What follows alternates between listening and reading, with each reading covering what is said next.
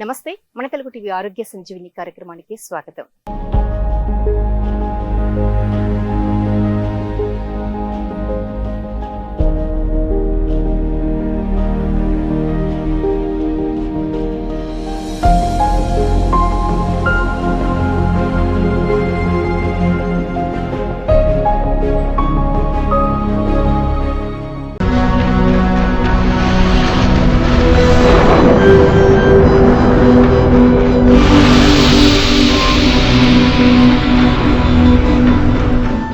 ఆరోగ్య సంజీవిని డాక్టర్ గారిచే సలహా. ప్రస్తుతం మనం ఎదుర్కొంటున్న సమస్యల్లో ఆరోగ్య సమస్యలు అనేకంగా ఉన్నాయని చెప్పుకోవడంలో ఏమాత్రం సందేహం లేదు. ఇప్పుడు వస్తున్నటువంటి ఆరోగ్య సమస్యల్లో కొన్నిటికి ఈ కారణాలు ఇవి అని చెప్పలేని పరిస్థితులు కూడా ఏర్పడుతూ ఉన్నాయి. డాక్టర్లు కూడా నిర్ధారించని ఆరోగ్య సమస్యలు ఎదురవుతున్నాయి, రోగాలు వస్తున్నాయి అంటే అతిశయోక్తి కాదు. మరి ప్రస్తుతం మనం ముఖ్యంగా ఇప్పుడు చూసుకున్నట్లయితే కర్నూలు నగరంలో కర్నూలు విశ్వభారతి మెడికల్ కాలేజ్ మరియు జనరల్ హాస్పిటల్ నందు సీకెల్ డర్మాయిడ్ అనే ఒక పెద్ద సమస్యను మరి అంటే మన దేశంలోనే 11వ సమస్యను అతి సునాయాసంగా పరిష్కరించి సర్జరీ చేసి సక్సెస్ఫుల్ సాధించినటువంటి పీడియాట్రిక్ సర్జన్ మరియు జనరల్ సర్జన్ అయినటువంటి డాక్టర్ ఎం కృష్ణనాయక్ గారిని మన స్టూడియోకి ఆహ్వానించాం. సో ముందుగా వారికి అభినందనలు తెలియజేస్తూ ప్రస్తుతం ఆ సమస్య ఎందువల్ల వచ్చింది, దాని కారణాలు ఏంటి, మరి ఇప్పుడు వస్తున్నటువంటి పిల్లల్లో అనేకమైనటువంటి రుగ్మతలకు సంబంధించిన విషయాల గురించి మనం మాట్లాడుకుందాం. నమస్కారం అండి డాక్టర్ కృష్ణనాయక్ గారు. సో ముందుగా మీకు శుభాభివందనాలండి టీవీ తరపున, మన తెలుగు టీవీ తరపున. సో మీరు ఈ మధ్య కాలంలో అంటే ఒక 3 days బ్యాక్ అనుకుంటున్నాను సీకెల్ డర్మాయిడ్ అనే సమస్యను చాలా సక్సెస్ఫుల్ గా మీరు సర్జరీ చేసి విజయం సాధించారని విన్నాము. అసలు ఏంటి దాని గురించి మాకు తెలియజేస్తారా? సీకల్ డర్మాయిడ్ అనేది ఇట్ ఈజ్ పుట్టుకతో వచ్చే జబ్బు. అది జబ్బు అంటే యాక్చువల్ జబ్బు కాదు, it is one of the tumour. Dermoid అనేది ట్యూమర్ అంటే గడ్డ లాంటిది. పుట్టుకతో ఎంబ్రియాలజికల్గా మనకు స్కల్ బోన్స్ కానీ వర్టిబ్రల్ బోన్స్ కానీ అక్కడక్కడ బోన్స్ 2 ఫ్యూజ్ అవుతుంటాయి. ఆ ఫ్యూజ్ అయిన సమయంలో కొన్ని సెల్స్ ఇంప్లాంట్ అవుతాయి. అక్కడ ఎక్టోడర్మల్ సెల్స్ అని ఇంప్లాంట్ అవుతుంటాయి. ఆ ఎక్టోడర్మల్ సెల్స్ నుంచి ఈ డర్మాయిడ్ సిస్టులు వస్తుంటాయి. కామన్గా ఇవన్నీ బయట ఉంటాయి డర్మాయిడ్ సిస్టులు. అంటే కంటి దగ్గర, తర్వాత చెవి వెనక భాగంలో, స్కల్లో, వెన్నుపూసలో ఇట్లా వస్తుంటాయి. ఇవి యాక్చువల్గా అంటే పుట్టుకతో ఉన్నా కూడా ఒక్కోసారి ఇవి బయటపడాలని కొద్దిగా టైం అయిపోయి వయసులో ఉన్నప్పుడు కానీ, అంటే యంగ్ అడల్ట్స్లో కానీ, అప్పుడు కూడా పుట్టిన కంజెంటల్ అబ్నార్మాలిటీ అంటే పుట్టుతానే రావాలని ఏం లేదు, తర్వాత అయినా డెవలప్ అవుతుంటాయి. అటువంటిది ఇవన్నీ బయట ఉన్న డెర్మాయిడ్లు. తర్వాత లోపల కూడా డెర్మాయిడ్లు అంటే కడుపు లోపల ఇంటర్నల్గా డెర్మాయిడ్ సిస్టులు ఎస్పెషల్లీ ఓవరీస్ వీటిలలో వస్తుంటాయి. మగవాళ్ళకు టెస్టీస్, అండాశయంలో అవి పుట్టుకతోనే కొన్ని డెర్మాయిడ్ సిస్టులు అని వస్తుంటాయి. అవి కామన్గా వచ్చే సైడ్స్. బట్ మన కేసులో ఉన్నది సీకల్ డర్మాయిడ్ అంటే చిన్న పేగు పెద్ద పేగు కలిసే చోట సీకం అంటారు దాన్ని. అటువంటి చోట డర్మాయిడ్ సిస్ట్ వచ్చింది. It is very very very very rare, చాలా చాలా అరుదుగా. ఇప్పటి వరకు మన దేశంలో only 10 cases are recorded. Only 10 cases ఇండియాలో ఇంతవరకు. మనది 11వ కేసు అవుతుంది. విశ్వభారతిలో చేసింది 11వ కేసు అవుతుంది. అంత రేర్ కేసు అది. బట్ డయాగ్నోసిస్ కూడా ఇట్ ఈస్ వెరీ డిఫికల్ట్. మా దగ్గర వచ్చిన అమ్మాయి 19 ఏళ్ళ అమ్మాయి కడుపు నొప్పితో వచ్చింది. అప్పుడప్పుడు కడుపు నొప్పి వస్తూ ఉంటుంది కొద్దిగా. అంటే there is no menstrual irregularity ఏం లేదు, బట్ ఓన్లీ పెయిన్ అబ్డామిన్తో వస్తుంటే స్పాజమ్ పెయిన్, నొప్పి, ఏదైనా ట్యాబ్లెట్లు వేసుకుంటే తగ్గేది, అట్లా రిపీటెడ్గా వస్తుంది ఇది. సరే మన హాస్పిటల్కి వచ్చినప్పుడు వీ హ్యావ్ డన్ ఇన్వెస్టిగేషన్స్. అంటే ultrasound, city scan, MRI, colonoscopy ఇట్లా అన్నీ చేసాం. అన్నీ చేసినా కూడా అంటే ఇది రేర్ కదా, ఇది సీకల్ డర్మాయిడ్ రేర్ కాబట్టి ఆ సిస్ట్ను ఆల్ రిపోర్ట్లలో కూడా ఒవేరియన్ సిస్ట్ అని, తర్వాత మీసెంట్రీ అంటే చిన్న పేగు కతుక్కొని ఉంటుంది, అది కామన్ కొద్దిగా, అది మీసెంట్రిక్ సిస్ట్ అని, అట్లా రకరకాల రిపోర్ట్లు వచ్చినాయి. ఆ రిపోర్ట్లను బట్టి మనం కాకుండా తర్వాత మేము డయాగ్నోస్టిక్ ల్యాప్రోస్కోపీ అంటారు. డయాగ్నోస్టిక్ ల్యాప్రోస్కోపీ అంటే గొట్టమేసి చూసి దాంట్లో చూడడం వల్ల అప్పుడు మాకు తెలిసింది అది సీకం దగ్గర గడ్డ ఉంది అనేది. బట్ అది గడ్డ ఉందని తెలుసు కానీ పలానా గడ్డ అని మనకు తెలియదు. అది పలానా గడ్డ అని అప్పట్లో ఏం చేయలేదు. తర్వాత దానికి ఇంకా సీకంలో ఉంది, అంటే మొబైల్ అంటే కన్నా ఫ్రీగా ఉంది, ఏం అటాచ్మెంట్ ఎక్కడ ఏం లేకుండా, రప్చర్ కాకుండా అటువంటిది ఏం లేకుండా ఉండింది. సరే ఇంకా అది డెఫినెట్గా సర్జరీ చేయాల్సిందే. Then we have done surgery, open చేసినాము. ఆ సీకం నుంచి సపరేట్గా నీట్గా, అంటే సీకంకి ఏం ఇంజరీ కాకుండా, దెబ్బ తగలకోకుండా సీకం నుంచి సపరేట్గా ఉంది. దాని చుట్టూ ఒక వాల్ అంటారు, సిస్ట్ వాల్ అంటారు. ఆ వాల్ లోపల పుట్టి మెటీరియల్, అంటే పిండి లాంటిది మెటీరియల్ అంతా లోపల ఉండింది. ఆ వాల్ని నీట్గా ఎక్సైజ్ చేసేసాము. Surgery was success. Patient is also doing well post operatively, బాగానే ఉంది. మళ్ళీ దెన్ వీ హ్యావ్ సీన్ లిటరేచర్లన్నీ చూస్తే కూడా ఇంతవరకు only 10 cases was recorded. So చాలా అరుదైంది. ఫస్ట్ కేసు దేశంలో 11వది, కర్నూలులో ఫస్ట్ కేసు. నేను కూడా ఇంతవరకు, అంటే in my service I have not seen this type of the case. This is the first time I have seen. Though I am a pediatric surgeon, even in pediatric cases also very rare cecal dermoid, very rare. So that's why, because of the rarity, it is better to know the public and other people's. So we have. So ఇప్పుడు మీరు అన్నారు dermoid అనేది, అది ఎంత పరిణామంలో ఉంది? అది ఒక, అంటే సర్కులర్గా ఉండింది, ఒక 6 to 7 centimeters రేడియస్, అంటే గ్లోబులర్గా ఉందన్నమాట. 6 to 7 centimeter డయామీటర్లో ఉంది అది, డయామీటర్లో. సో మీరు అనుకున్నారా ఇది ఓపెన్ చేస్తే ఈ సర్జరీ సక్సెస్ అవుతుంది అని? అంటే ఎందుకంటే అంటే డయాగ్నోస్టిక్ లాప్రోస్కోపీ చూసిన తర్వాత మాకు కొద్దిగా కాన్ఫిడెన్స్. అంటే డెర్మాయిడ్ సిస్ట్ అనుకోలేదు, కానీ సబ్మ్యూకోజల్ లైపోమా, అంటే పేగులో లైపోమా, ఫ్యాటీ గడ్డ ఉంటుంది. లైపోమా అంటే మనకి ఇక్కడ బాడీ మీద కొన్ని గడ్డలు, ఫ్యాట్ గడ్డలు లేస్తుంటాయి, అటువంటిది ఒకటి. తర్వాత ఇంకోటి మ్యూకోసిల్ అని ఉంటుంది. మ్యూకోసిల్ అంటే కన్నా లోపల పేగు లోపల లూమెన్ ఉంటుంది కదా, దారి, అది కింద మూసకపోతే పేగులో ఊరే రసాలన్నీ అక్కడే చేరుకొని గడ్డలాగా తయారవుతుంది. దాన్ని మ్యూకోసిల్ అంటారు. అదంతా బంక జిగటలాగా ఉంటుంది అనమాట. మ్యూకోసిల్ అయితే కొద్దిగా రిస్క్ అంటే రిస్క్ అని కాదు, but it is one of the, అది కింద స్పిల్ అయితే మళ్ళీ కష్టం, దానికి కొద్దిగా మేజర్ ఆపరేషన్ పడుతుంది మ్యూకోసిల్కు. ఆ రకంగా ఆలోచించి మళ్ళీ మేము సర్జరీకి ప్లాన్ చేసినాము. జస్ట్ లైపోమా ఉంటుంది అనుకొని ఓపెన్ చేస్తే అది సిస్ట్ వచ్చింది అనమాట. సో ఈవెన్ ఓపెన్ చేసినాకనే డెర్మాయిడ్ సిస్ట్ అని we have thinked. Because of the rarity, అంటే first of all we have to think common కదా, రేరిటీ, వెరీ రేరిటీ అనమాట. ఆ రేరిటీ గురించి అరుదుగా ఉంది కాబట్టి వన్స్ జస్ట్ అట్లా ఓపెన్ చేస్తానే దెన్ వీ కెన్, ఓహో ఇది పలాని డెర్మాయిడ్ సిస్ట్ అని, then we can diagnose. Patient is well being. So మామూలుగా సార్ ఒక చిన్న డౌట్ ఏంటంటే, ఇప్పుడు డెర్మాయిడ్స్ అంటే మీరు అన్నట్లు గడ్డలు అంటారు కదా, ఇప్పుడు గడ్డలు ఒకసారి సర్జరీ చేసిన తర్వాత మళ్ళీ అదే గడ్డ ఇంకో చోట కూడా పుట్టే అవకాశం ఉంటుంది అంటుంటారు కదా, అది దీనికి సంబంధం లేదంటారా? దీనికి సంబంధం లేదు. ఈ డెర్మాయిడ్ సిస్ట్ అక్కడ నుంచి తీసేసినామంటే ఇంకా పుట్టదు ఆడ. ఇప్పుడు ఇది యాక్చువల్గా కంజెంటల్ అబ్నార్మాలిటీ కాబట్టి ఎక్కడ లేదు. 99% ఇంకా రికరెన్స్ అయితే ఉండదు సామాన్యంగా. దీనికి కారణం ఏమంటారు? ఇది ఇది కారణం వెరీ రేర్ కదా. మామూలుగా అయితే నేను చెప్పాను కదా, బోన్స్ అన్ని అతుక్కున్న చోట నుంచి వస్తాయి, ఓవరీస్ లో వస్తాయి. But till now there is the exact cause is not known till now. But there are some theories. ఆ థియరీస్ ఏంటంటే కన్నా, ఎంబ్రయాలజికల్గా కొన్ని సెల్స్ మామూలుగా ఉండే స్థలాల నుంచి డివైట్ అయిపోతాయి. ఆ సెల్స్ డివైట్ అయిపోయి వేరే చోట ఇంప్లాంట్ అవుతాయి. అట్లా అదొక థియరీ. అంటే మనకు తెలియకుండానే కొన్ని సెల్స్ అక్కడ నుంచి మైగ్రేషన్ అయిపోయి అది ఎక్కడో చోట ఇంప్లాంట్ అయిపోయి అక్కడ గడ్డలాగా తయారవుతుంది. ఈ ఫిమేల్ పేషెంట్లో ఒక్కోసారి ఓవరీస్లో వస్తుంది అంటాం కదా, ఆ ఓవరీస్లో ఉన్న డెర్మాయిడ్ సిస్ట్ టార్సన్ అంటారు. టార్సన్ అంటే అది ఇట్లా చుట్టుకుంటే కన్నా బ్లడ్ సప్లై వెళ్ళిపోతుంది. దాని బ్లడ్ సప్లై వెళ్ళిపోతే స్లోగా అది అబ్జర్వ్ అయిపోతుంది. అసలు ఆడ డెర్మాయిడ్ సిస్ట్ ఉన్నట్టు కూడా తెలియదు అనమాట. ఓసారి స్పాంటేనియస్గా అబ్జర్వ్ అయిపోతుంది. అట్లా అబ్జర్వ్ అయిపోయినప్పుడు దానిలో నుంచి కొన్ని సెల్స్ వేరే చోట ఇంప్లాంట్ అవుతాయి.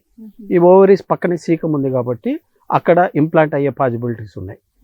ఇట్లా కొన్ని థియరీస్ దానికి ఉన్నాయి. బట్ ఎగ్జాక్ట్ కాజ్ అయితే ఇంకా ఏం అసర్టైన్ చేయలేదు. అది ప్రాణాంతకం ఏం కాదు. ప్రాణాంతం కాకపోతే వాటి కాంప్లికేషన్స్ ఏంటంటే ఇది చీమ్ పట్టే అవకాశం ఉంటుంది. ఇన్ఫెక్షన్ అంటారు. ఇన్ఫెక్షన్ ఒకటి. ఆ ఫ్రీగా కదులుతుంది కదా, ఫ్రీగా కదిలేటప్పుడు రొటేషన్ అయిపోయి దానికి బ్లడ్ సప్లై ఇదైపోతుంది. గ్యాంగ్రీన్ అంటారు దాన్ని. బ్లడ్ సప్లై ఇది అయిపోయినప్పుడు అప్పుడు కొద్దిగా రిస్క్. ఇట్లాంటివి కాంప్లికేషన్స్ వచ్చినప్పుడు రిస్క్, కాంప్లికేషన్ కానంత వరకు ఏం పెద్ద ప్రాబ్లం ఏమి ఉండదు. డాక్టర్ ఎం కృష్ణనాయక్ గారు, మీరు తెలంగాణ నుంచి హ్యూమన్ రైట్స్ కమిషన్ నుంచి మీరు సేవారత్న అవార్డును స్వీకరించారు. సో అది ఎప్పుడు, ఎలా, ఏంటి? Last month I think July 14th July 14th last 2 Sundays back 2 Sunday back 17th July 17th in Ravindra Bharati, Hyderabad Ravindra Bharati, and the Human Rights Commission associated with Taj association అని ఒక సేవా సంస్థ ఉంది, Muslims ఇది సేవా సంస్థ. With this combination they selected me as a Sevaratna award because for the Telangana people who have served in our hospital. మా హాస్పిటల్లో కర్నూలు హాస్పిటల్లో కొంతమందిని ఫ్రీగా సర్వీస్ దే హ్యావ్ అప్రిషియేటెడ్. అంటే మా సర్వీస్ని చూసి కొద్దిగా వాళ్ళు అప్రిషియేట్ అయినారు, బాగా చూసినారు, బాగా చేసిపోయినారు. కొన్ని రోజులు అది కొద్ది క్రానిక్ కేసెస్ ఉంటే వాటిని అంతా చేసి ఉంటే they have appreciated and they have taken my brief history previously that I have got best surgeon from the collector and Indian Medical Association which best teacher award. They think that is suitable for that. Then so for that congratulations. Thank you. ఇంకొకటి sir, ఇప్పుడు మీరు Kurnool general హాస్పిటల్లో retire అయ్యారు. మీరు retire అయిన తర్వాత Vishwabharati medical college and general హాస్పిటల్కి మీరు అక్కడికి వెళ్ళారు. సో జనరల్గా విశ్వభారతి హాస్పిటల్ అంటే అక్కడ జనరల్ హాస్పిటల్లో పీడియాట్రిక్ చాలా, అంటే ఎన్ని సమస్యలకైనా ఎన్ని రోగాలకైనా అక్కడ అన్ని అందుబాటులో ఉన్నాయి వైద్య సదుపాయాలు అంటూ ఉంటారు. సో ఆ హాస్పిటల్లో మీరు ఇప్పుడు రేర్గా చేసిన కేసు ఇది. ఇంకా రేర్గా చూసిన కేసులు ఏంటి? ఇంకోటి కూడా రీసెంట్గా రేర్గా అది రస్టీ పైప్ సిండ్రోమ్ అంటారు దాన్ని. రస్టీ పైప్ సిండ్రోమ్ అంటే గిన ప్రెగ్నెంట్ లాక్టేషన్ మదర్స్ ఉంటారు. ప్రెగ్నెన్సీ లాక్టేషన్ మదర్లో నిప్పుల నుంచి బ్లడ్ వస్తుంది. నిప్పుల నుంచి బ్లడ్ వస్తూ ఉంటుంది. ఆ బ్లడ్ యాక్చువల్గా ఏంటంటే నాట్ మచ్ ఏది క్యాన్సరు అట్లేం కాదనమాట. అంటే బ్లడ్ రావడానికి క్యాన్సర్లు అవన్నీ కారణాలు, బట్ లాక్టేటింగ్ మదర్లో కొద్దిగా రేర్గా ఇట్లా బ్లడ్ కూడా వస్తూ ఉంటుంది. సో వాళ్ళు అఫ్రైడ్ అవుతారు, బ్లడ్ వస్తుంది ఎట్లా, చాలా అఫ్రైడ్ అయిపోయి మిల్క్ ఇవ్వాలన్నా వద్దా, లేకపోతే ఏదో వేరే జబ్బు ఉందా అనేది. అటువంటి ఒక పేషెంట్ ఉండింది యాక్చువల్గా గైనిక్ వార్డులో. వాళ్ళు రెఫర్ చేసినప్పుడు మేము పోయి చూసాము అండ్ అల్ట్రాసౌండ్ రిపోర్టు, ఎఫ్ఎన్ఏసి అంటే అదర్ ఇన్వెస్టిగేషన్స్ అన్నీ చేసి there is no much problem, అంటే క్యాన్సర్ అట్లాంటివి ఏం లేవు. ఇది ఏంటంటే ఆ బ్లడ్ ఈ లాక్టేషన్ పీరియడ్లో అంటే ప్రెగ్నెన్సీ లాక్టేషన్ పీరియడ్లో బ్లడ్ సప్లై ఎక్కువ అవుతుంది బ్రెస్ట్కు. బ్లడ్ సప్లై ఎక్కువైనప్పుడు ఒక్కోసారి అవి కొద్దిగా వ్యాస్కులారిటీ ఎక్కువైనప్పుడు కొద్దిగా చిన్నగా చిట్లడము లేకపోతే ఇది తీసుకున్నప్పుడు అట్లా వస్తుంది. అది కొద్దిగా డార్క్ కలర్డ్ బ్లడ్ ఉంటుంది. రస్ట్ పైప్ అంటే కినా ఇప్పుడు మనము పైపు రస్ట్ పట్టిపోయి తుప్పు పట్టిపోయిన పైప్ ఉంటుంది కదా, ఆ పైప్లో నుంచి చుక్కటి కారితే ఎట్లుంటుందో దానికి that's why the name was given rusty pipe syndrome అని. అది సెల్ఫ్ లిమిటింగ్, అంటే ఏం ప్రాబ్లం ఉండదు, నిదానంగా తగ్గిపోతుంది. ఒక మ్యాక్సిమం 1 week 10 days కొంత తగ్గిపోయి మళ్ళా మామూలు మిల్క్ వస్తుంది. అటువంటిది also one of the rare case. Vishwabharati medical కాలేజ్లో చేసాం. సక్సెస్ అంటే కన్జర్వేటివ్, అది కన్జర్వేటివ్ మీన్స్ మందులతోనే, అంతే సర్జరీ ట్రీట్మెంట్తోనే తగ్గిపోతుంది. ఓసారి ట్రీట్మెంట్ ఇవ్వకపోయినా తగ్గిపోతుంది, బట్ అది కొద్దిగా రేర్ అనమాట మిగతా దానికంటే. అంటే ఇప్పుడు ఈ సమస్య మీరు చెప్పారు కదా, ఈ సమస్య ఉన్నప్పుడు మదర్ బేబీకి మిల్క్ ఇవ్వచ్చు, ఫీడింగ్ ఇవ్వచ్చు కూడా, అదే బ్లడ్ వెళ్ళిపోతూ ఉంటుంది. బట్ దే ఫియర్ అనమాట ఎక్కువ ఇదైతుందని. ఒక 1 week తగ్గిన తర్వాత తగ్గిపోతుంది. Then can allow the feeding baby. వచ్చేస్తుంది నార్మల్ ఫీడింగ్, కొద్దిగా అది తగ్గిపోయిన తర్వాత వచ్చేస్తుంది. అంటే ఇదంతా హార్మోనల్ ఇంబ్యాలెన్స్, కొద్దిగా హార్మోన్స్ వల్ల అట్లా వస్తుంది ఎక్కువ. ఇది కూడా రేరే, అంటే ఇన్సిడెంట్స్ రేర్ ఇన్సిడెంట్సే. మేము కూడా జస్ట్ ఒక 2 or 3 cases మై సర్వీస్లో చూసాము. మొత్తంలో 2-3 cases. But bleeding from the nipple due to the carcinoma other diseases అయితే ఉన్నాయి. అంటే ఇట్లా ఊరికేనే స్పాంటేనియస్గా ప్రెగ్నెన్సీ లాక్టేషన్లో ఏ కారణం లేకుండా వచ్చేసి మళ్ళీ తగ్గిపోవడం అనేది కొద్దిగా రేర్ కేసులో వస్తుంటాయి అట్లా. సో మీరు పీడియాట్రిక్ సర్జన్గా కూడా మీరు ఉన్నారు కాబట్టి జనరల్గా ఇప్పుడు పిల్లల్లో వచ్చే అంటే భయంకరమైన అరుదైన వ్యాధులు ఏవంటారు? అరుదైన మీ సర్వీస్ లో అదే ఇవి రేరిటీ ఆఫ్ ది కేసెస్ వచ్చి మాకు పిడాట్రిక్ సర్జన్గా మేము చూసేటువంటి కంజెనిటల్ అనామలీస్ అంటే పుట్టుకతోనే అబ్నార్మాలిటీస్, ఏదైనా ఆర్గాన్ సరిగా డెవలప్ కాదనమాట. ఇక్కడ తర్వాత విశ్వభారతి హాస్పిటల్కి పోయిన తర్వాత కూడా ఐ హావ్ డన్ ట్రెక్యూఎసోఫేజియల్ ఫిస్టులా అంటే కన్నా మనం గాలి పీల్చుకునే గొట్టము, అన్నం తినే గొట్టము. సో అన్నం మింగే గొట్టం ఈసోఫాగస్ అంటారు దాన్ని. అన్నం తినే గొట్టము బ్రేక్ అయిపోతుంది, కడుపులోకి కనెక్షన్ ఉండదు. అంటే మనం ఇప్పుడు మింగితే నేరుగా కడుపులోకి పోవాలి కదా, అది పోదు అనమాట. బ్రేక్ అయిపోయి అది ట్రెకియా అంటే గాలి పీల్చుకునే గొట్టానికి కనెక్షన్ ఏర్పడుతుంది. అట్లా ఏర్పడి దాని నుంచి ప్రాబ్లం అనమాట. ఇంకేం కిందికి దిగదు, తినలేరు, ఏం చేయలేరు. పుట్టుకతో అది డెవలప్మెంట్. మధ్యలో గ్యాప్, ఇట్లా పొడుగుగా ఉండాల్సిన గొట్టము మధ్యలో గ్యాప్ ఏర్పడుతుంది. సో అటువంటివి రేర్, అవి పుట్టుకతో వస్తాయి. అవి ఒక 50,000 మందికి అట్లా రేర్గా ఒకసారి కొంతమంది వస్తుంటాయి అట్లా పుట్టుకతో. అవి వాటి కేసులు చేసాము. ఇంకోటి డయాఫామెటిక్ హెర్నియా అంటే కింద పుట్టుకతో మనకు ఈ ఊపిరితిత్తులకు కడుపు మధ్యలో ఒక వాల్ ఉంటుంది, డయాఫామ్ అంటారు దాన్ని. ఆ డయాఫామ్ సరిగా డెవలప్ కాకపోతే గిన పుట్టుకతో కడుపులో ఉన్న పేగులన్నీ లోపలికి వెళ్ళిపోతాయి ఊపిరితిత్తుల్లోకి, అంటే ఆ క్యావిటీలోకి. అక్కడ ఊపిరితిత్తు కూడా డెవలప్ కాదు సరిగా. సో అప్పుడు మొత్తం హార్ట్, లంగ్ అంతా ఈ పక్క డివైట్ అయిపోయి రెస్పిరేటరీ ప్రాబ్లము, కష్టం ఉంటుంది. వాటికి కూడా ఇమ్మీడియట్గా డెలివరీ అయిపోయిన తర్వాత సర్జరీ చేసి అవన్నీ బయటికి తీసి డయాఫామ్ని క్లోజ్ చేయడము, ఇట్లాంటివన్నీ అవి చేసాము. పుట్టిన వెంటనే ఈ రోజు పుట్టితేనే 1 or 2 ఇన్వెస్టిగేషన్ చేసేసి నెక్స్ట్ డేనే చేసేస్తుంటాము. అవన్నీ పుట్టుకతో వచ్చేటివి. కొంతమందికి మలరంధ్రం ఉండదు, అసలు మలరంధ్రమే డెవలప్ కాదు, పేగు ఎక్కడో పైన నిలిచిపోయి ఉంటుంది, మొత్తం క్లోజ్, అసలు యానస్ అనేది ఉండదు. దాన్ని యానోరెక్టల్ మాల్ఫార్మేషన్ అంటారు. అటువంటి కూడా ఎమర్జెన్సీగా వీ హ్యావ్ టు ట్రీట్. ఎందుకంటే కడుపు ఉబ్బరం వచ్చేస్తుంది, ఒక్కోసారి పేగు ఉబ్బరం అయిపోయి పగిలిపోతుంది. అది ఇమ్మీడియట్గా మనము అదర్ ఇన్వెస్టిగేషన్స్ అన్నీ చేసేసి స్టేజ్ వైజ్, ఇప్పుడు రీసెంట్గా అయితే సింగిల్ స్టేజ్లోనే చేస్తున్నారు, బట్ మనం ఒకసారి స్టేజ్ వైజ్ చేస్తాం. స్టేజ్ వైజ్ అంటే కన్నా పేగుని ఇక్కడ బయట పెట్టేస్తాము, ఆస్టమీ అంటారు దాన్ని. ఇక్కడ నుంచి మోషన్ వస్తుంది. తర్వాత బేబీ అంతా సర్వే అయిపోయిన తర్వాత, నీట్గా అయిపోయిన తర్వాత మళ్ళీ కింద యానస్ను తయారు చేసి మళ్ళీ దీన్ని జాయింట్ చేసి అట్లా చేస్తుంటాం. మళ్ళీ యానస్ను పేగు బయట పైన ఎక్కడో పేగు ఉంటుంది, ఆ పెద్ద పేగును కింద దాకా తీసుకొచ్చి యానస్ను తయారు చేసి మళ్ళీ అవి కలిపి ఇవి చేయాలి. ఇట్లా there are so many congenital anomalies. వెన్నుపూస మీద గడ్డ ఉంటుంది, మైలోమెనింగోసీల్ అంటారు వాటిని. ఇట్లా సో మెనీ కంజెనిటల్ అబ్నార్మాలిటీస్, అరుదైన. ఇంకా నేను ఎర్లీ బిగినింగ్ ఆఫ్ మై క్యారియర్లో parasitic pin, it is very very very rare. That is also parasitic pin అంటారు. పారాజైటిక్ పిన్ అంటే కడుపులో 2 ట్విన్స్ ఉంటారు కదా, ఆ ట్విన్స్లో ఒక ట్విన్ కరిగిపోతుంది due to the blood supply abnormality. లోపల మనకు మాయా అంటాం కదా, యామ్నియా అవన్నీ ఉంటాయి కదా, వాటిలో కొన్ని బ్లడ్ సప్లై సరిగా లేక ఒక బేబీకి ఒక్కోసారి కరిగిపోతుంది. కరిగిపోయినా దానిలో ఒక్కోసారి ఒక పార్ట్, ఏదైనా చిన్న పార్ట్ అది ఈ ఒరిజినల్ ఉన్న ఫీటస్కు అతుక్కుంటుంది, దాన్ని పారాజైటిక్ ట్విన్ అంటారు. అట్లాంటిది వెన్నుపూసి మీద పెనిస్ స్క్రోటం ఉన్న కేసు ఒకటి నేను చేశాను. వెన్నుపూసి మీద ఉండింది. స్క్రోటం అంటే టెస్టిస్ లేవు, స్క్రోటల్ స్కిన్ లాగా, స్క్రోటం స్కిన్, టెస్టిస్ ఏం లేవు, బట్ పెనిస్ అయితే చిన్న పెనిస్, రుడిమెంటరీ పెనిస్ ఉండింది. అది సర్జరీ చేసి పెథాలజీకి పంపించిన తర్వాత అది పెనిసే అని ప్రూవ్ అయింది. అట్లా వెరీ వెరీ రేర్ కేసు. మనం even we can see animal, కొంతమందికి తోక ఉంటుంది అని, తోకతో పుట్టినారని, కొన్ని ఈవెన్ అనిమల్స్లో కూడా ఒకసారి 4 కాళ్ళు 5 కాళ్ళు పుట్టింటాయని. అవన్నీ పారాజైటిక్ ట్విన్ అంటే గర్భంలో ట్విన్స్ లాగా ఉంటారు. ఒకసారి ఒక ట్విన్ కరిగిపోతుంది, కరిగిపోయేటప్పుడు ఏదైనా ఒక పార్ట్ దీనికి అతుక్కుంటుంది అనమాట, బ్లడ్ సప్లై ఉండడం వల్ల. అట్లాంటి కొన్ని రేర్ కేసెస్ అవన్నీ.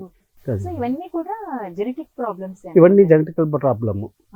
డెవలప్మెంట్లో ఒక్కోసారి యాక్చువల్గా ఎందుకు ఆగింది అనేది చెప్పలేము. There are so many causes. Exposure to radiation కానీ, తర్వాత కొన్ని క్యాన్సర్ డ్రగ్స్ కానీ, తర్వాత ఇట్లాంటివి కొన్ని ఉంటాయి, న్యూట్రిషన్ ప్రాబ్లమ్స్, అవన్నీ కొన్ని జెనెటికల్ ప్రాబ్లమ్స్, ఇవన్నీ ఉంటాయి. వాటి వల్ల ఒకసారి డెవలప్మెంట్ ఆగిపోతుంది. సో డాక్టర్ ఎం కృష్ణనాయక్ గారు as a paediatric surgeon, Mm.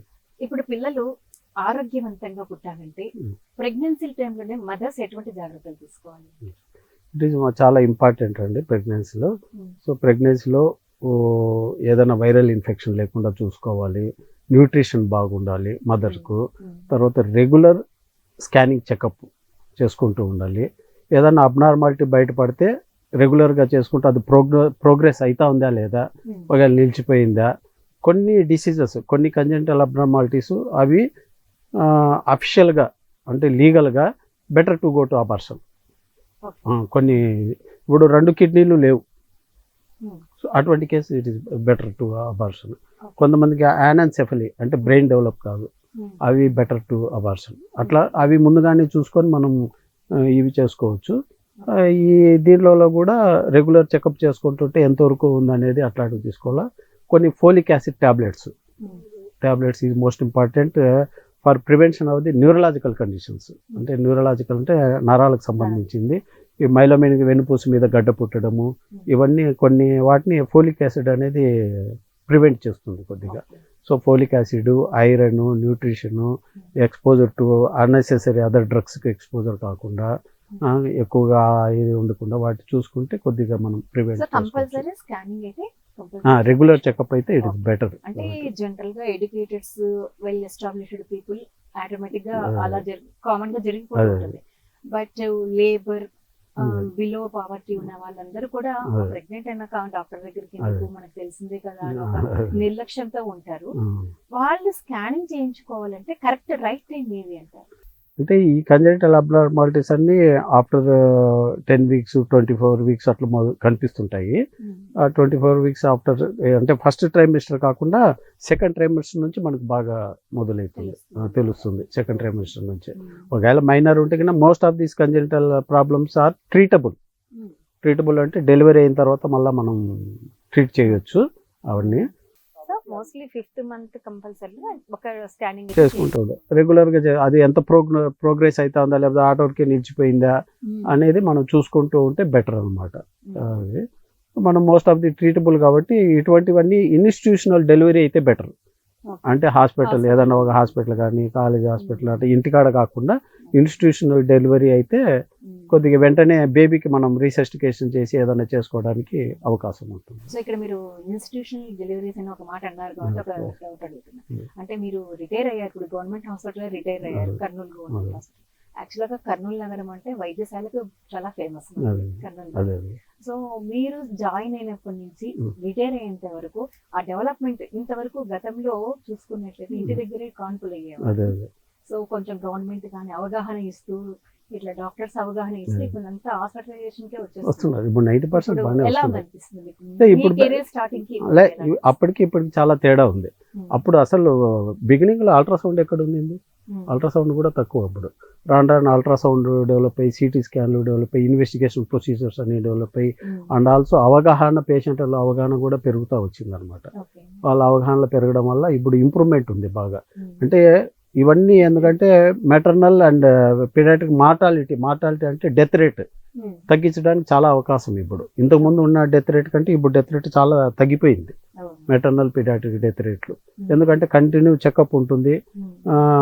Health workers ఆయాలంటే even పిహెచ్లలో కూడా హెల్త్ వర్కర్స్ ఆయాలకు రెగ్యులర్గా వాళ్ళకు కోచింగ్స్ క్లాసులు చెప్తుంటారు, వాళ్ళకు ట్రీట్మెంట్ ఇస్తుంటారు, రెగ్యులర్ చెకప్ చేస్తుంటారు. కాబట్టి maternal and foetal and paediatric mortality చాలా తగ్గింది ఇప్పుడు అప్పటికి ఇప్పటికి. అండ్ ఆల్సో ట్రీట్మెంట్ వైజ్ ఇంతకుముందు పీడియాట్రిక్ వెంటిలేటర్స్, పీడియాట్రిక్ సర్జరీ చేసిన తర్వాత వాళ్ళకు అవసరమైతే అనిస్థీషియా ఇవన్నీ డెవలప్ అయినాయి. అప్పట్లో అనిస్థీషియా చిన్నపిల్లలకు మత్తి వాళ్ళంటే కొద్దిగా కష్టంగా ఉండేది, భయం వేసేది, అట్లా ఉండేది అనమాట. ఇప్పుడు అవన్నీ డెవలప్ అయినాయి. పీడియాట్రిక్ అనిస్థీషియా చాలా అందుబాటులో వచ్చేసి ఎక్విప్మెంట్ వచ్చినాయి, వెంటిలేటర్స్ వచ్చినాయి, ఎక్మోల్ అని రీసెంట్ ఇట్లాంటివన్నీ వచ్చాయి. రావడం వల్ల బాగా ఇప్పుడు పీడియాట్రిక్ పుట్టినరోజే సర్జరీ చేయడానికి కూడా భయం కావటం లేదు. ఇంకా రీసెంట్గా ఏంటంటే అంటే ఇంకా ఇక్కడ లేదు కానీ ఇంకా రీసెంట్గా ఫీటల్ సర్జరీ అనేది కూడా ఉంది. ఫీటల్ సర్జరీ అంటే గర్భంలో ఉన్నప్పుడే సర్జరీ చేయడం. ఫీటల్ సర్జరీ మన అని. ఇండియాలో వచ్చిందా? ఇండియాలో అంటే కొన్ని సెంటర్స్ ఢిల్లీ అక్కడ ఇక్కడ కొన్ని ఉన్నాయి, ఇంకా బడ్డింగ్ స్టేజ్లలో ఉన్నాయి. ఎస్, ఫీటల్ సర్జరీ కానీ ఇప్పుడు చెప్పాను కదా డయాఫ్రామాటిక్ హెర్నియా అని, వాటిలో లంగ్ కాకపోవడం కూడా ఇచ్చేస్తారు. యూట్రస్ ఓపెన్ చేసి యూట్రస్ బేబీని బయటికి తీసి సర్జరీ చేసేసి మళ్ళీ యూట్రస్లో పెట్టేసి ఇచ్చేయడం అదొకటి. తర్వాత ఫీటోస్కోపీ అని ఇప్పుడు లాప్రోస్కోపిక్ లాగా ఫీటోస్కోపీ కూడా యూట్రస్లో ఫీటోస్కోపీ పెట్టి దాంతో మినిమల్ సర్జరీ. మాకు సబ్జెక్ట్ తెలియదు కాబట్టి మీరు బేబీని తీసి సర్జరీ చేసి మళ్ళీ పెట్టేస్తా ఉంటారు. అంటే అప్పటికి మాయలోంచే కదా బేబీని తీయాల్సింది. మాయాడ అట్లే ఉంటుంది, మాయని తీయరు, అది అటాచ్మెంట్ అట్లే పెట్టింటారు. బ్లడ్ సర్క్యులేషన్ ఉంటుంది. మదర్కు అనిస్థీషియా ఇస్తే 90% ఆ ప్లెజెంటల్ సర్క్యులేషన్ ద్వారా బేబీకి కూడా కొద్దిగా అనిస్థీషియా వస్తుంది. అవసరమైతే బేబీకి కూడా ఇస్తారు అనాల్సిక్. మళ్ళా అంటే మా లోపల ఫ్లూయిడ్ ఉంటుంది కదా, ఫ్లూయిడ్ వెళ్ళిపోయిన తర్వాత మళ్ళీ ఫ్లూయిడ్ సలైన్ ఫిలప్ చేసి మళ్ళీ పెడతారు. బట్ దేర్ ఆర్ రిస్క్స్, అంటే ప్రీమేచ్యూర్ లేబర్ అయిపోవడము, అబార్షన్ కావడము జరుగుతున్నాయి. అంటే నేనైతే నాకు అనుభవం లేదు, విన్నాను, అంటే చూశాను, ఇట్లాంటివన్నీ ఉన్నాయి, జరుగుతున్నాయి. ఫీటల్ సర్జరీ అని in the womb it self to prevent the further prognosis of the congenital anomaly and we can also stop the congenital anomaly. అవి కూడా ఉన్నాయి ఇప్పుడు చేస్తున్నారు. సో అంటే ముందు మనం సబ్జెక్ట్ లోకి వెళ్ళిపోయాము. డాక్టర్ ఎం కృష్ణనాయక్ గారు సేవారత్న అవార్డు పొందారు అంటే వారి యొక్క సర్వీసెస్, కర్నూలులో చేసినటువంటి సర్వీసెస్ మెచ్చి తెలంగాణ వాళ్ళు అవార్డు ఇవ్వడం అనేది చాలా గ్రేట్. సో మీరు మీ జర్నీ ఎక్కడెక్కడ అండి? నా journey MBBS Kurnool, MS Kurnool, MCH paediatric surgery Vizag, Andhra university Vizag. ఇక్కడే ఎంబీబీఎస్ ఎంఎస్ అయిన తర్వాత ఫస్ట్ పోస్టింగ్ పగిడ్రాయ్ అని పిహెచ్సిలో చేశాను. మళ్ళా సర్వీస్ క్యాండిడేట్గా ఎంఎస్ పీజీ ఇక్కడే చేశాను. ఎంఎస్ అయిన తర్వాత ఇక్కడే సర్వీస్లో చేరాను as assistant professor, associate professor, HOD and retired as additional director. Retire అయ్యాను ఇక్కడే. అన్నీ ఇక్కడే జరిగినాయి. సో ఇప్పుడు గవర్నమెంట్ హాస్పిటల్స్ చాలా చూసింటారు, అంటే మీరు వెళ్ళిన ప్రతి చోట గవర్నమెంట్ సర్వీసెస్. నేను ఎక్కువ భాగం మన కర్నూలు, అనంతపూరు సర్వీస్ చేసింది, 2 కాలేజీ. సో ఇప్పుడు Vishwabharati medical college and general hospital అంటే కర్నూలులో పేరు ప్రఖ్యాతులు పొందినటువంటి ఒక హాస్పిటల్. మరి వైద్య సదుపాయాలు ఎలా ఉన్నాయి సార్? బాగున్నాయండి, ఇవన్నీ ఎక్విప్మెంట్స్ అన్నీ ఉన్నాయి. మనం ఎటువంటి ఎమర్జెన్సీ అయినా we can doing emergency. Surgical intensive care unit అంటే మెడికల్ ఫస్ట్లో క్యాన్సర్ హాస్పిటల్గా ఉండింది. తర్వాత రాను they developed into medical college. All departments are equipped with equipment and also faculty అంతా బాగున్నారు. So most of the all types of the cases are doing. కొన్ని specialities అయితే కొంతమంది స్పెషాలిటీ వాళ్ళు అక్కడికే వచ్చి సర్వీసెస్ వాళ్ళు ఇస్తున్నారు. కొన్ని super speciality services, neuro surgery కానీ, ప్లాస్టిక్ సర్జరీ కానీ, ఇట్లా వాళ్ళు వచ్చి ఇక్కడికే వచ్చి సర్వీసెస్ అందజేస్తున్నారు. సో ఎంతటి ప్రమాదకరమైన జబ్బుకైనా వైద్య సదుపాయాలు ఉన్నటువంటి హాస్పిటల్గా మనం చెప్పుకోవచ్చు ఇక్కడ కర్నూలులో ప్రముఖ హాస్పిటల్.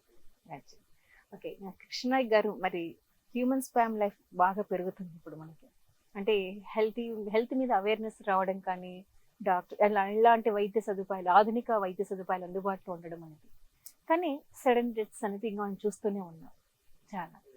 సో అప్పుడు అంటే దాన్ని మనం ఇలా ఓవర్కమ్ చేయాలంటారు as your experience? Sudden death అంటే ఇప్పుడు ఇంకా ఎర్లీ స్టేజ్లో కొంతమంది హాస్పిటల్కు అప్రోచ్ కావటం లేదు. ఇప్పుడు ఏదైనా ఒక ఇన్ఫెక్షన్ వస్తే ఆ ఇన్ఫెక్షన్ ఇమ్మీడియట్గా వచ్చి ఏదైనా స్పెషలిస్ట్ దగ్గర చూపించుకోవడము అట్లా లేదనమాట. అది కొద్దిగా బాగా స్ప్రెడ్ అయ్యే స్టేజ్లో, అంటే most of the bad cases అంటే డెత్ అయ్యే కేసులు ఎట్లుంటున్నాయంటే they are already in a stage of షాక్లోకి వచ్చేస్తున్నారు.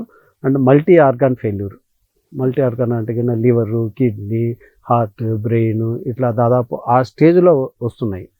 ఆ స్టేజ్లో వచ్చినప్పుడు మ్యాక్సిమం మన కర్నూలు జనరల్ హాస్పిటల్ కానీ, ఇంకొక పెద్ద హాస్పిటల్ కానీ, ఏ పెద్ద హాస్పిటల్ అయినా ఒకవేళ ఆ స్టేజ్ గిన వచ్చినట్టు very difficult to survive and to make the survive. అటువంటి స్టేజ్లో మన కొన్ని కేసులు వస్తున్నాయి. ఒకవేళ ఎర్లీ స్టేజ్లో వచ్చి మంచి జనరల్ కండిషన్ ఇవన్నీ ఉంటాయి. అంటే డిపెండ్ అపాన్ ది కోమార్బిడిటీస్ అంటే already diabetes, already hyper tension, already immuno compromised ఇట్లా ఉంటాయి కొన్ని హెచ్ఐవి హెచ్సివి ఇట్లా కొన్ని ఇమ్యూనో కాంప్రమైజ్డ్ వీటిలలో కొద్దిగా మన ట్రీట్మెంట్ అంత రెస్పాన్స్ రాదు, తొందరగా రాదు వాటికన్నిటికీ. సో వాటన్నిటికీ అధిగమించడానికి కూడా most of the doctors are very well, they are trained and also they are trying to survive the patients చేస్తుంటారు. బట్ ఎంత చేసినా ఒక్కోసారి ఈ ఆర్గాన్ ఫెయిల్యూర్ రివైవ్ కావడము కొంతమందిలో కొద్దిగా కష్టం అవుతుంది.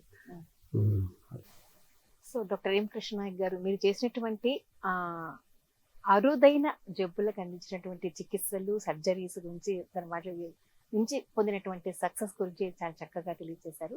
నిజంగా ఇప్పుడున్నటువంటి అధునాతన వైద్య సదుపాయాలు అందుబాటులో ఉన్నాయి కాబట్టి ప్రతి ఒక్కరు కూడా వాటిని సద్వినియోగం చేసుకుంటూ లైఫ్ యొక్క వాల్యూను తెలుసుకుంటూ ముందుకెళ్ళాలని కోరుకుంటూ మీ విలువైన సమయానికి గడిపినందుకు సంతోషంగా ఉందండి. నమస్తే.